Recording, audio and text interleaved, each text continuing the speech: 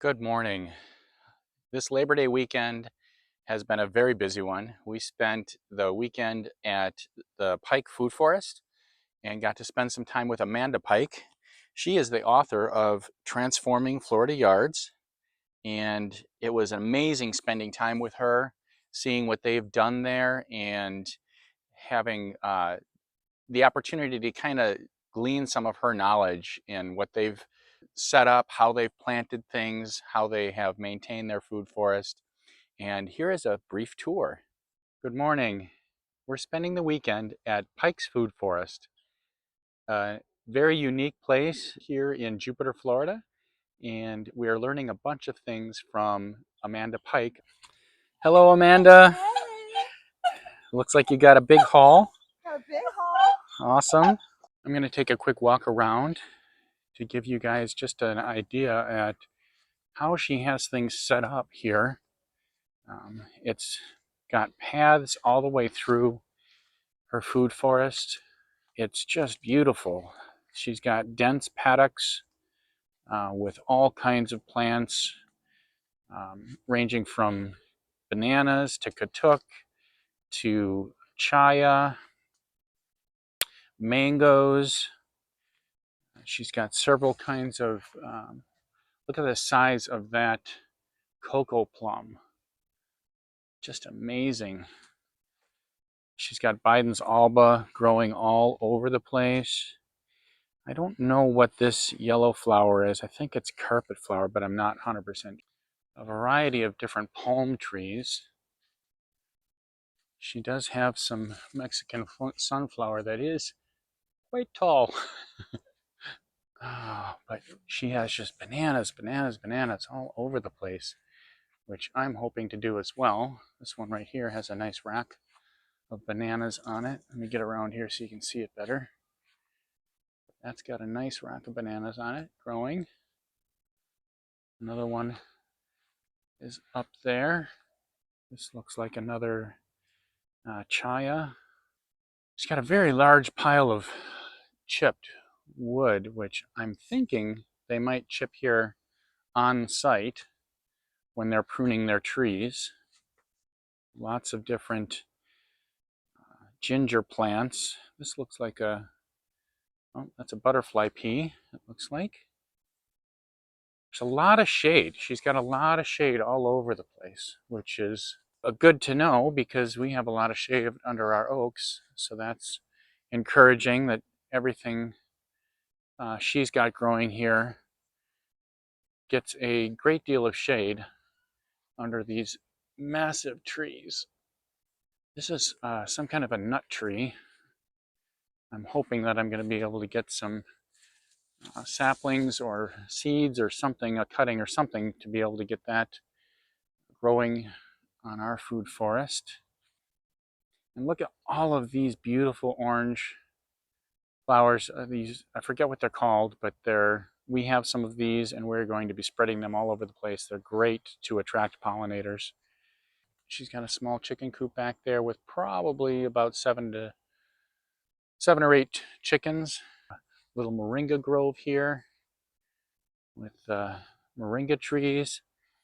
It looks like they aggressively prune a lot of their trees to keep them down at a more manageable and harvestable level.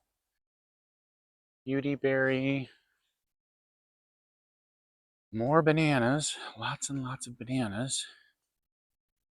And it just circles around back to the front. She's got a large number of pineapples all over the place. And she said that she is going to be working her perimeter with pineapple as well as Purple Heart, which helps to keep the rodents away. It's mammals, she said, are repelled by it.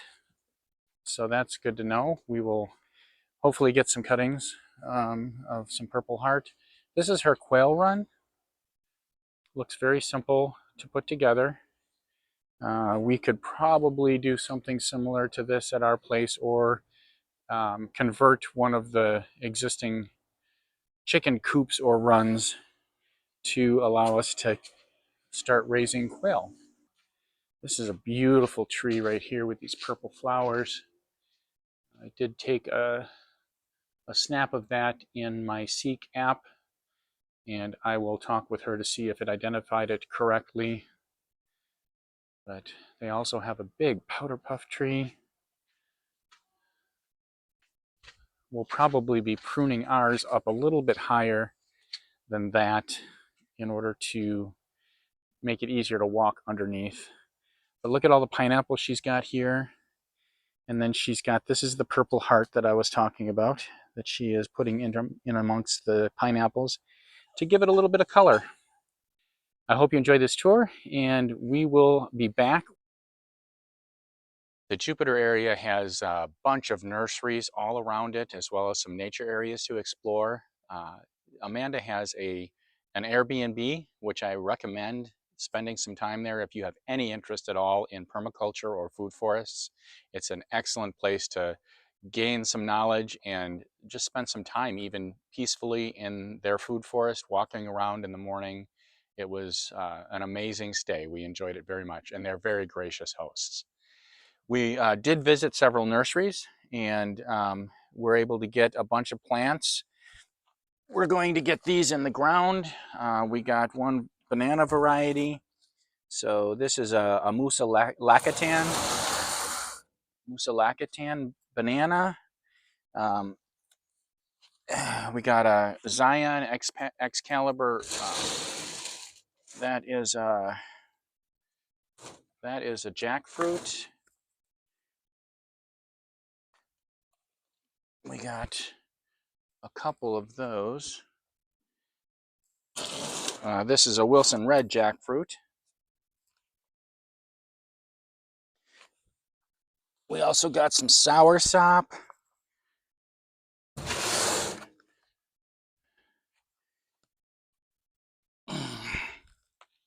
That's another grafted jackfruit.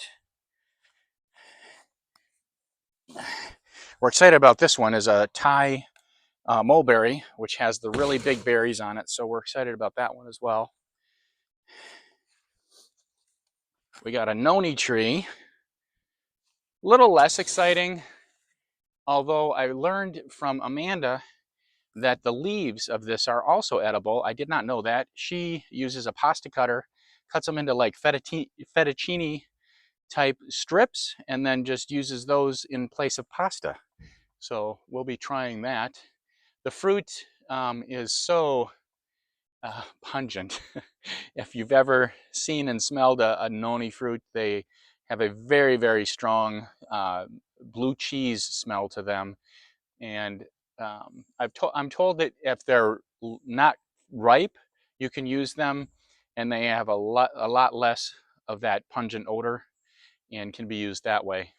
And there's also ways to mask the smell of the fruit. So we're going to try some of those things. It's supposed to be incredibly high in antioxidants and nutrients, a very dense fruit. So we're going to give it a shot.